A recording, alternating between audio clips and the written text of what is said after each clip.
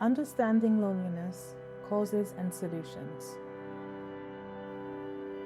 Have you ever felt completely invisible in a crowded room, surrounded by people laughing and chatting, yet somehow you feel like you're on an island, all by yourself? If so, you're not broken, love. You're just experiencing one of the most universal and sneakiest human emotions. In this video, we're going to break down what loneliness really is, why you can feel lonely even when you're not alone, the surprising health risks it carries, and, most importantly, what you can actually do about it.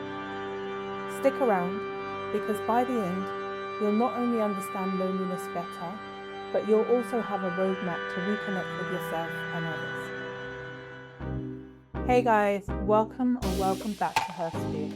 I'm so glad to have you here. Please, can you like the video, leave a comment down below, and subscribe to the channel.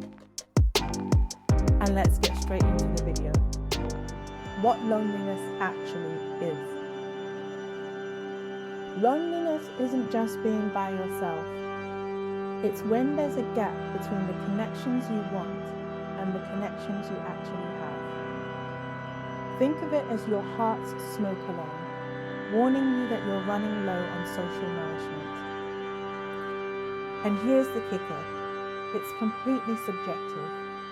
Someone with just 2 close friends might feel fulfilled, while another person with hundreds of contacts still feels empty. The loneliness paradox. So why do you sometimes feel lonely even in a group? That's because there are 2 kinds of loneliness, social and emotional. Social is missing that wider circle or community.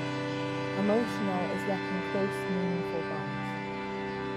You might be at a party, laughing alone, but still feel like you're speaking a different language than everyone else.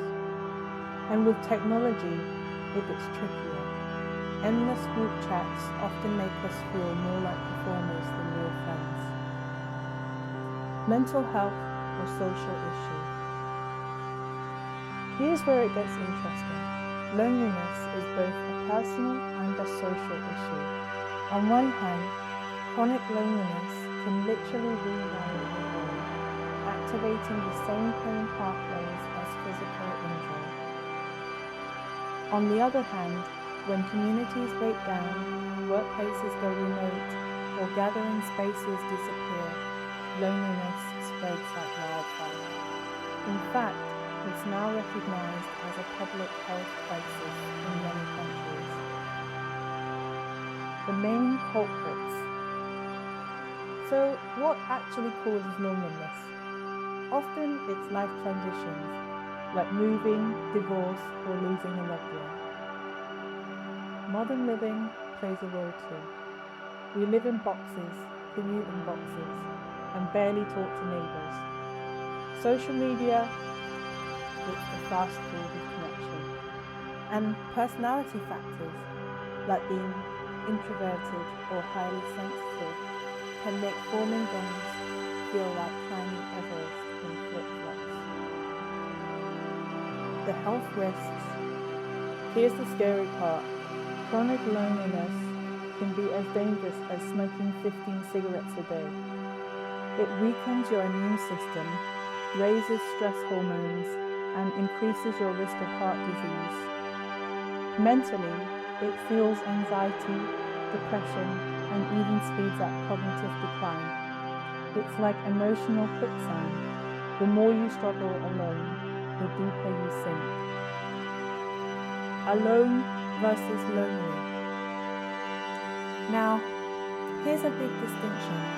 Being alone is not the same as being lonely. Solitude is chosen. It's that peaceful Friday night with tea and a good book. Loneliness, on the other hand, is unwanted isolation.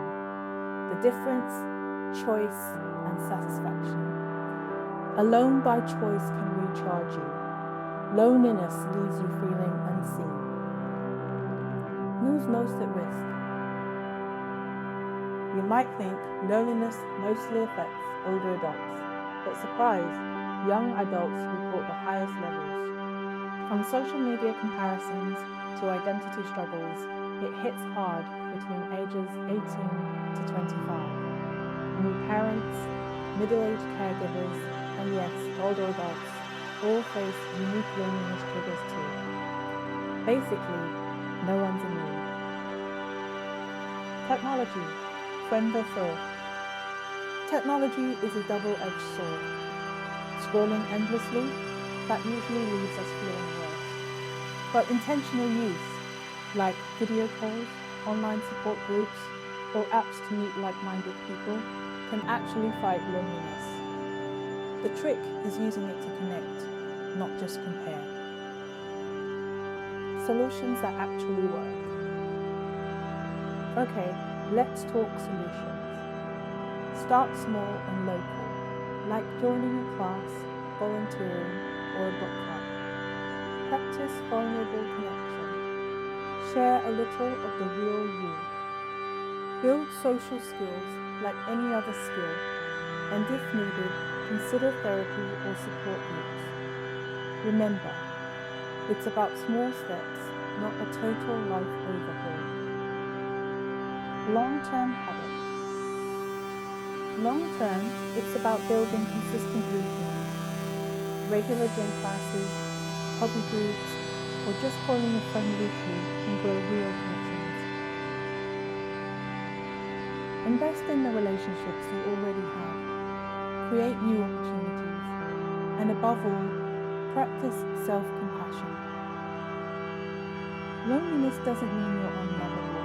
It means you're human. The loneliness epidemic. We're living through a loneliness epidemic.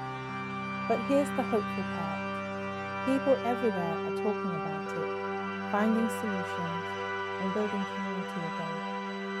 Awareness is the first step, and every small action you take is part of the cure.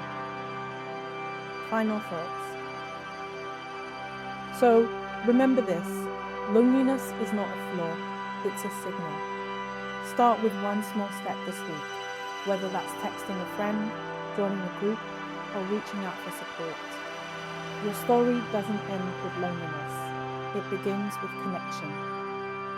And if this video resonated, give it a like, subscribe for more content like this, and share it with someone who might need a reminder that they're not alone. To learn more about this topic, check out the description box below. Thank you so much for watching, and I will see you in the next video.